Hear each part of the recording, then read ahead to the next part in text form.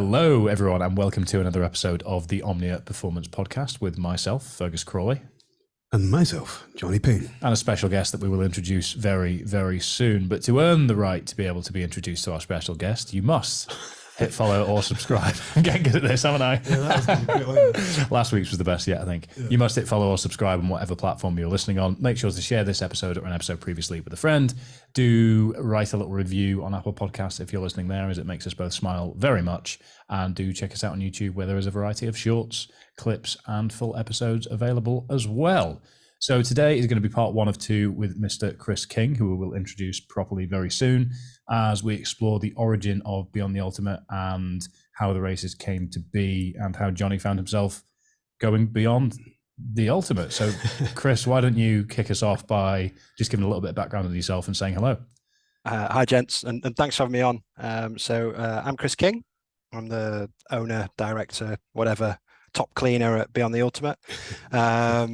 And yeah, I probably worn many hats in my life so far, of being a try-hard dad recently, but then also I used to be a coach. I say used to because I still passionately like to coach from afar. I don't coach actively at the minute. And then I got into all this thing from being an athlete and runner myself. So I've kind of either coached people to run or designed ultramarathons for about 2 decades now. So quite a history of watching people either shit their pants or spew up all around the world. And you just watched Jonny do both. Yeah. But from your perspective, just to throw everybody in at the deep end, because I know this is what people really want the answer to. From your perspective, completely without a gender prejudice, bias, or any mercy, given that he is right here. I feel like I know where this is going now. Oh, you do. Everybody does, because everybody wants to know.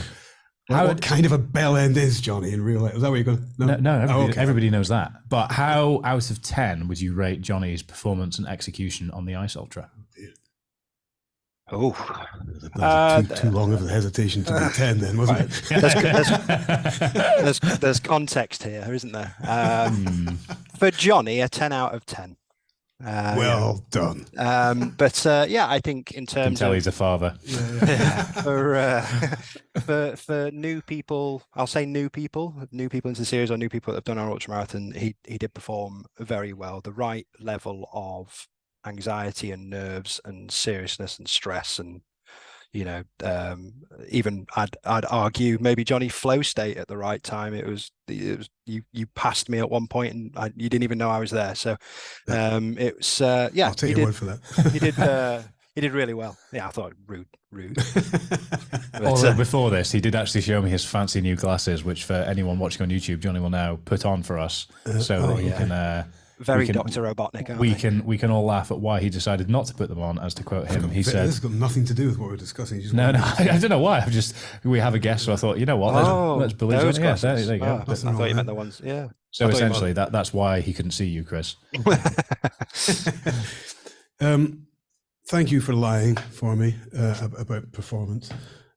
Going back to your introduction, mate, and before we kind of crack on a little bit further about that, I was kind of interested to hear how you'd succinctly break down all these different hats, all these different kind of roles and things you've had over the years, because I've known you in one way or another for, I think maybe even about 15 years or so. We both frequented the same groups and forums on when Facebook was the place to be, and then I think I was part of the same group of education group as you were at one point, where you put together some excellent masterclasses for people to understand more about cardiovascular training in a coaching capacity. And then from there, I've watched on as your career has, I was going to say progressed, but actually the different forks that you've taken, and as you've said yourself, has kind of allowed you to kind of have all these different experiences within this kind of same realm, if you like, these different vantage points of looking in at people doing kind of extreme things. But that said, having succinctly kind of gone across them, I think we are very keen to understand, having just gone through one of them myself, how you managed to put together these kind of extraordinary races. What brought you to that point? Because I know that the Arctic itself, having listened to you talk about it, having been there, that it's not a case of just saying, well, this looks like a lovely route, this looks like an extreme place to be, let's throw a dart in a map and and go and get some way markers set up. It's much bigger than that, and presumably came from a point before even putting them together, where you had some kind of moment of conception where you thought, this is something I want to do. So take us through that if you can, mate. Well, I think you'd like to think, if you're organising teams of 20 to 30 people plus 30 runners on the ice, for example, or teams of 200 in Kenya when we do the Rangers race, that I'd be this really organized, detailed person. I'm not. I'm quite chaotic. On paper, I'm the last person that should be doing these things. But one of the things I think I have learned how to do over the years, and it goes right back to when I was like 15, having to work behind a bar in a working men's club in Doncaster, you start to learn how to speak to people and how to give them information clearly, mainly in Doncaster, because if you don't talk to them right, you get your head kicked in. So you learn quite early on. But I've always been a person that has enjoyed trying to get information across to people in a clear way, whatever information that is, and whatever I pretend to know something about at the time. So I started in the same world as you, Jonny. I think that's where we met all those years ago, by proxy, swimming in the same circles. I was a coach. I was a gym owner at about 19, I think I was at the time. I set up my own gym. That's got a cool origin story in itself, but I probably won't bore your guys with it. But long story short, I had no money. I blagged a room that was empty and a gym equipment company to put their kit in it long enough for me to do this fake launch, long enough for me to get 100 members that convinced me to put a deposit down on this kit for him to leave it there. And then a gym was born. So me and a mate went round, flyered about 50,000 flyers around these houses back in the day when social media advertising wasn't a thing, and created this gym out of nothing, really, just two young stupid lads that just wanted to crack on. I did that. I was obsessed at becoming the best coach I could be, learning from everyone and anything, and I'm very much like that. I kind of, not more than a project, it's quite interesting how some people have projects and dig their teeth into them. I tend to go fully in and just become obsessed with things, and coaching and getting performances out of athletes was definitely that for a good period of time. But then I kind of got stuck in the same place. Owning a gym is pretty much like owning a pub. You're tied to the facility, aren't you? I don't know. Yeah. You kind of, and I got a bit of, I was locked in and getting a bit of syndrome of this small village that we had the gym in, and knew that I wanted to travel and do these things. And I'd been doing my own challenges and endurance stuff and learning the endurance game a bit. And then just happened to walk into a running store to pick up a bit of kit, and some guys in there, I knew the owner of the shop, and he just turns to me and goes, "He's your man." And I'm like, "Oh God, what?" And this guy walked up, says, "Hi, my name's John. I own a company called Beyond the Ultimate. We founded it. We're a really new company. It's only been going a couple of months. It's a concept, really." And the guy that I set it up with, who knew loads about running, we've had a fallout. He's gone. I need help. 6 weeks later, I'm in the Peruvian jungle, briefing 30 people, trying to give them some impression that I knew what I was doing. And yeah, it kind of went. That's it in a nutshell. There's a lot of side stories to that, but I started off I sold the gym once I realized there was a thing in this. And it was at the time, at early days, it was just a concept, like I said, and then to spiral it into something that actually works took years of obsessed. Like, basically, I've sacrificed everything: my own career, my friendships at times, and everything that you have to do to get a business off the ground a lot of the time these days has been done to this point to get it to a functioning, respectable company, or I'd like to think so anyway. From my experience, it's extraordinary, and I'll touch on that in a little while from this end, because I'm sure you'd enjoy that kind of feedback, although I imagine you must get that quite a lot. But so you would expect that, having been suddenly dropped into the Peruvian jungle, which is my next, that was going to happen to me soon. Your worst nightmare as well. It is as well, yeah. That you would find yourself in a situation where you kind of I'm trying to find the right words for this. Well, here, let me question you instead. Wasn't that a kind of a do or die kind of moment, that kind of thing. Then surely out there in the middle of nowhere, as far in the middle of somewhere, but as far as you're concerned, something brand new, a huge adventure. You could have fallen flat on your face there and just kind of stumbled your way through, fucked it up, and gone home. Yeah, I could have with several athletes in body bags. yeah. You know what? I think if I was to come across that decision now, if I went to a running store and someone said that, I definitely wouldn't have the confidence. My confidence was certainly misplaced then. As a 19-year-old that had made a successful business and started up and coming in the personal trade, Dunning-Kruger effect in full force. I had no idea how naive I was. And I thought, yeah, I could do that. I've done a park run. I can. It's the same, but in the jungle. But yeah, I look back at it now and go, fuck, I wish that there was parts of me now that had that kind of cockiness and arrogance that I had then. But it was needed to get the job done. Yeah. And I wasn't reckless by any stretch. I definitely, for those 6 weeks, I didn't sleep and just learned everything and anything I could and ringing and as we've had chats, Jonny, I'll call people if I feel like I need to ask someone's opinion or learn from them. There was no clear handover with this company. It literally was an idea. They delivered one race in the jungle. They had a fallout, so there was no little, like, this is all my contacts and stuff. I met Andy, who you met in the jungle, and he basically said, I've done one of these kind of things before. Here's a couple of contacts. Let's go. Let's do it. And at the time I was going there, I was like, well, if this works, it sounds all right. If it doesn't, I've not lost anything. I'll go back and be a gym owner and, say that this isn't for me. I got back and I knew that was my life. That was awesome. Crazy, chaotic, mental, awesome. And I wanted more of that in my life and to try and make that work financially, which was a whole different question. How does this work as a business? Was the question I tried to solve for 3-4 years. But same thing, just put my head down and grafted, and it is now. Yeah, it is what it is now. Conceptually speaking, naivety is a big theme of how the business got going. But I think within ultra endurance as a concept, within the races that you put on, and especially having the lens of the athlete, the organizer, and the coach, I think you've got a very unique insight to answer this question, which is a lot of ultra endurance is about tackling the unknown and embracing it. So how much do you think naivety plays a part in success in ultra endurance? Because cockiness, ego, arrogance can't be the driving factor, because when you're hit in the face with -50 at the top of Mount Gabler, nobody's ego is big enough to keep them moving forward. So generally speaking, having witnessed this corner of the industry from so many different angles, how much do you think blissful ignorance plays a part in ultra endurance success? I think I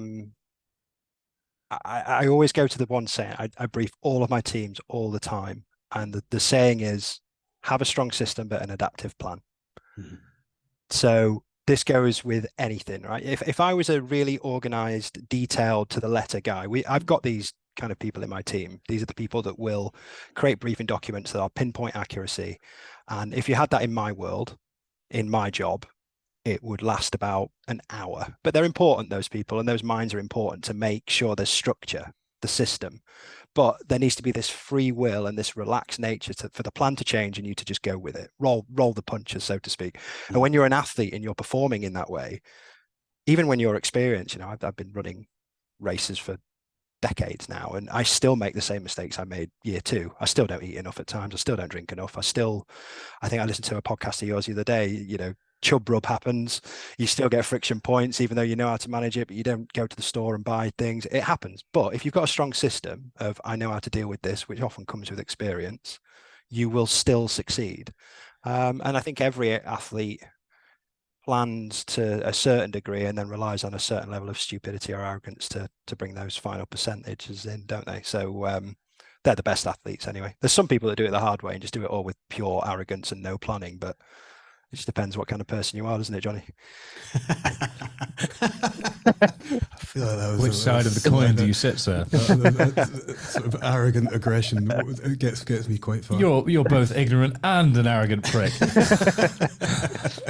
No, but there's everyone has got those two sides to them, right? So me personally as a runner, I've been this calm, hippie-like flow state runner that is up in the hills for a couple of hours in races, having a time of their life.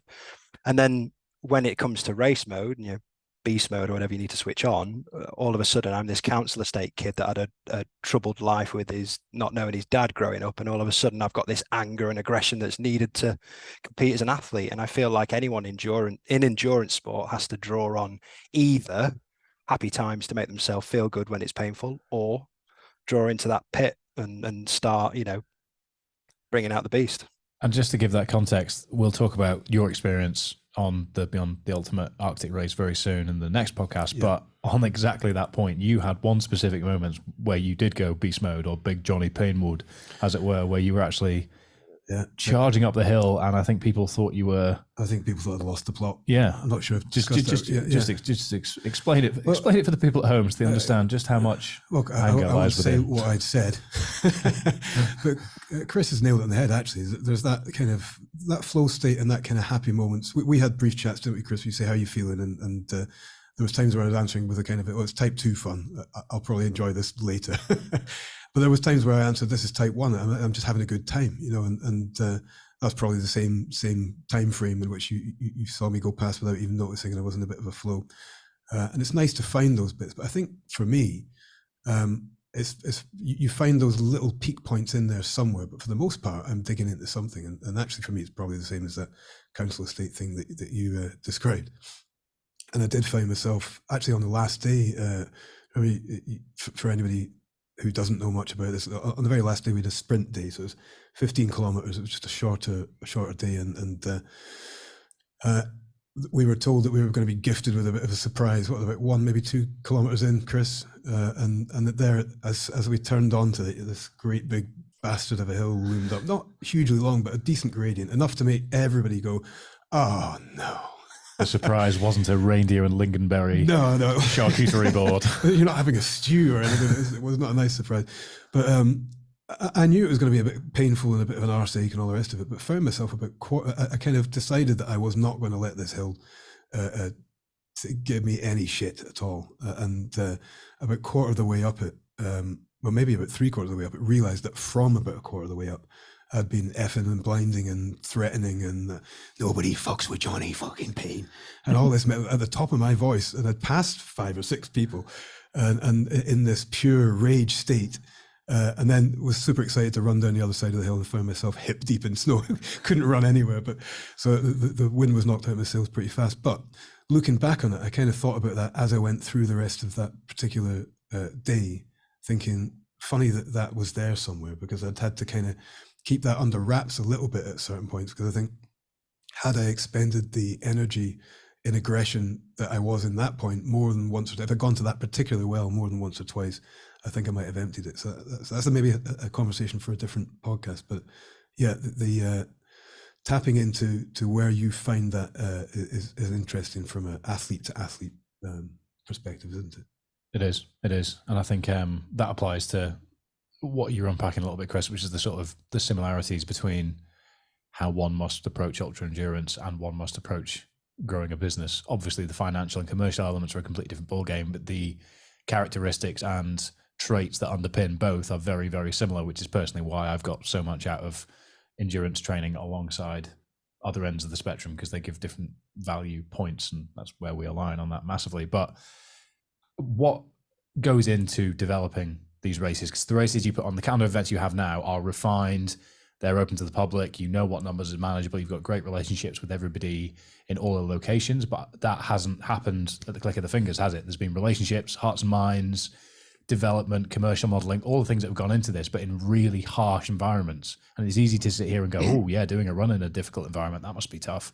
But for the organizer, the logistical considerations go way beyond a park run, don't they? So what were the harshest lessons in the early years in terms of getting things off the ground? And if you can, it'd be great to understand a bit more about what they were in the Arctic, what they were in the jungle, what they were in the mountains, what they were in the desert, because they're all very different. Yeah, they're actually pretty similar across the board. So I think the lucky thing for me is that I've always designed stuff that I just wanted to do, and other people have liked that. you know, I've not designed races. I suppose over time, actually, the mountain race that I've designed recently and I'm currently kind of building, because I've got a clientele list now of people that have done the races. I'm kind of building it for them, knowing that, you know, there's these people that have done other 3 or 4 races with us, and they'll like this and they'll like this, and this will be tough for them. But in the early days, it's practically impossible to design something for 40 to 60 people of different abilities, all, you know, athletes in their own rights, but coming from different multi-sports. How do you make something that is that limit for everyone? It's quite hard, because the limit for Jonny Payne is different to Fergus, and the limit for that is different to, you know, Oliver that comes from Austria, who's done loads of ultra running but nothing expedition based, and that's very different to, I don't know, Mary that comes from a skiing background in good and cold but has never been hotter than yeah. So it's very different to, it's very hard to create something with everyone in mind. So I just went with the attitude of, I want to make something really cool for myself, and if other people like it, then great. And using that as a basis of, this sounds cool, let's do it, then for me as well, a lot of things that we've done just make sense but aren't really, for example, the UNESCO heritage sites that we work in, you can't just rock up there. You need permits and invites almost, so you need to build relationships, and they take time. But it almost makes sense to me that of course you're going to build relationships with the people that you're running in their home. Of course you're going to build relationships with them, but not every organization does. So we actually integrate them into our race. You are now part of our race, and the cultural differences that come with those staff members is radically different. You know, when I deal with the Peruvians, it's very sit round a circle, talk about things, and it's frustratingly sometimes takes hours to have a discussion that could have been 30 seconds, but everyone's asking about families and how, and it goes on and on. The Samis in Sweden are turn up, I'm not even talking to you unless you've got beer or money in your hand, let's get to work. And they'll work for 22 hours of the day. You know, Jonny, you've seen it. Their work ethic is insane. Not that the others aren't insane; they're all insane in their own right, but they work different because of cultural differences. So that was a problem to begin with. Trying to work on a Western business with these different cultures is massive. You know, they're not always influenced by money, but what benefits me in the area and all those kind of things. But yeah, I was very fortunate that people just liked what I happen to like.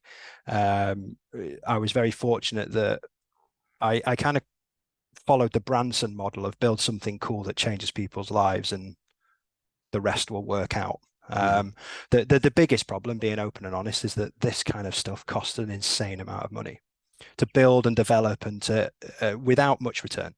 So, you know, to get to this point, well, actually to get to the point of pre-COVID, it never even came close to making money, and it was all largely self-funded or reinvested into the business. And then you know, COVID happened, bit of a reset button as things were just starting to look good for us, and then now it's almost like we're back.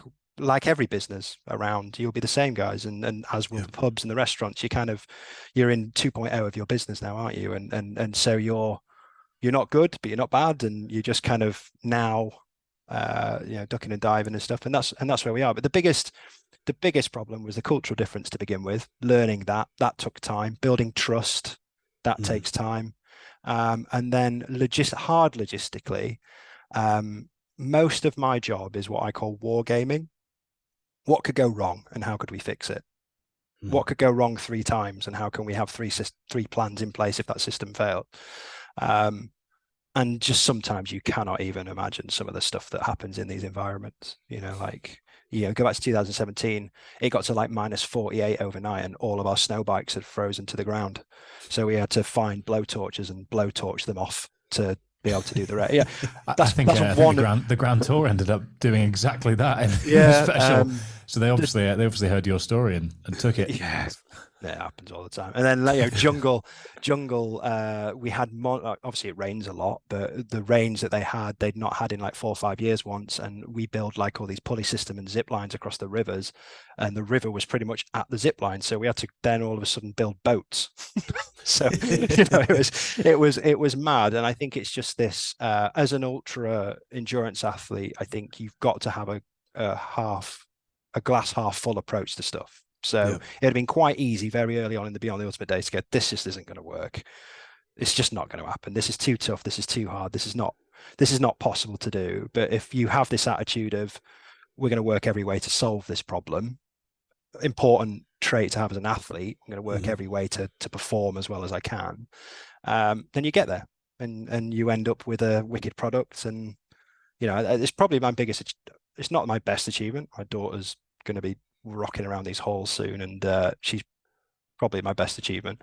But second best is the products that I've built. I'm immensely proud of them, but it's taken 5 years of me being locked in a room, obsessive over them to get to that point. No, I think you should be immensely proud of them. From a user experience, I've got a rich history of doing things. I won't go into all of the things I've done, but that by far, Kris, and this is not just because you're here with us, it's by far the best organized and the best, because I can see you mentioned a minute ago about the fact that you've got 20 or so members of your support team, and then all the runners and working with the local population, et cetera, et cetera. And on the ground, you can see that. I mean, we had discussions about commercial discussions and things where you can have an intellectual, or think you've got an intellectual understanding of these things, but when you're there on the ground and you just open your eyes and look around, you think, bloody hell, putting this together must have been insane. And actually running it from beginning to end is insane. We can see all we have to do is go from one point to another, and you can see these kind of bodies and luggage and people moving backwards and forwards and people getting attention when they need it. And something that's impressed me throughout, which we've talked about privately, is that we had numbers on, but they were largely redundant because everybody's name was known, and not just their name, their character. I was spoken to very differently, the way that Rob might have been spoken to, or the way that Robin might have been spoken to, because they were different characters and different people. And I found that immensely impressive. That's the brief. That's the brief to people. The medics learn their names now. Before the race happens, here's a list. When they turn up, I could easily have my team do the kit checks now, have the kit checks, get to know them, learn a bit about them, find out their name, their age, what are they lying about on the medical form, all those kind of things.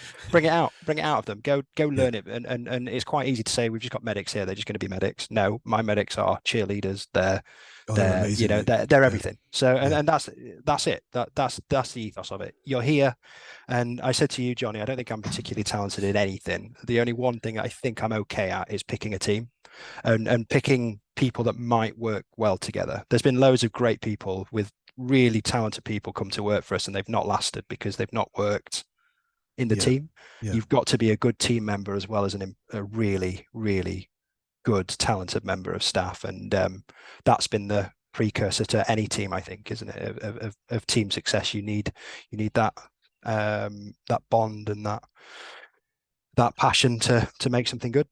Well, the bond and the passion you can feel. Again, not blowing smoke up your arse. It's genuinely impressive. It's what you've said to me. It's what, yeah. It has been. It's been some peace of mind, Kris. When you weren't sitting here, Jonny was saying the same thing. I say commission checks in the post, Jonny. Yeah. When you come back off these things, that's an interesting thing, though. And I'll not labour the point too much. But when you come back off these things, everybody wants to know how you did and how you felt and how was it. And all the questions are, what were the toughest parts and what were the most fun parts. And one of the most exciting bits for me was seeing the thing. If I was able to kind of just float along with a bird's eye view and just watch it, I think I had a great time watching how that thing was put together. Just would have been easier. Would have been a hell of a lot easier. Much more relaxing.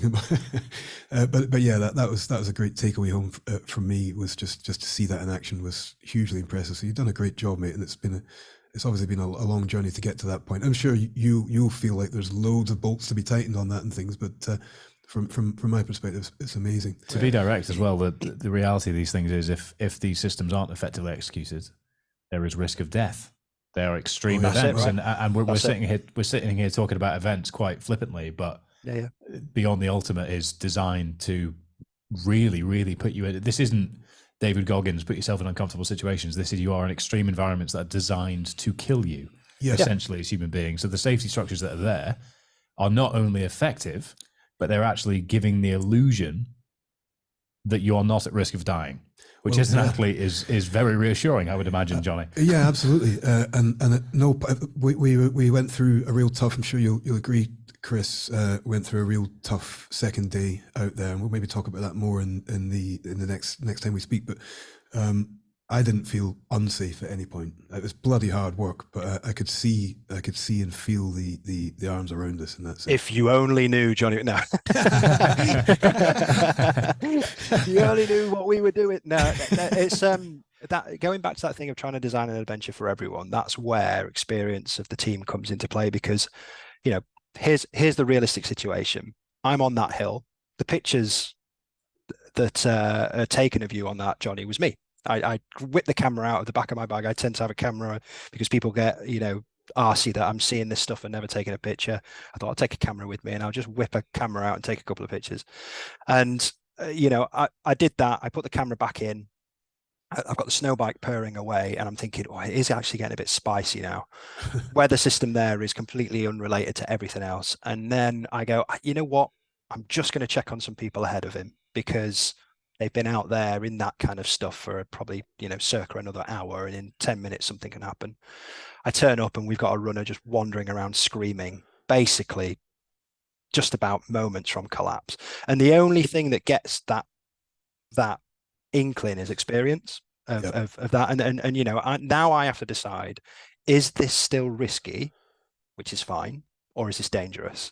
And that's quite a fluid decision to have to make when you're also getting blasted with -40 winds and stuff like that. And you know, I always go with the read the face of the locals for that. If I have a local coming up to me who looks a bit panicked and weary, then I'm thinking, okay, well, if he's worried, yeah, I'm worried. Good gauge, isn't it? Yeah, you know, they're my thermometer.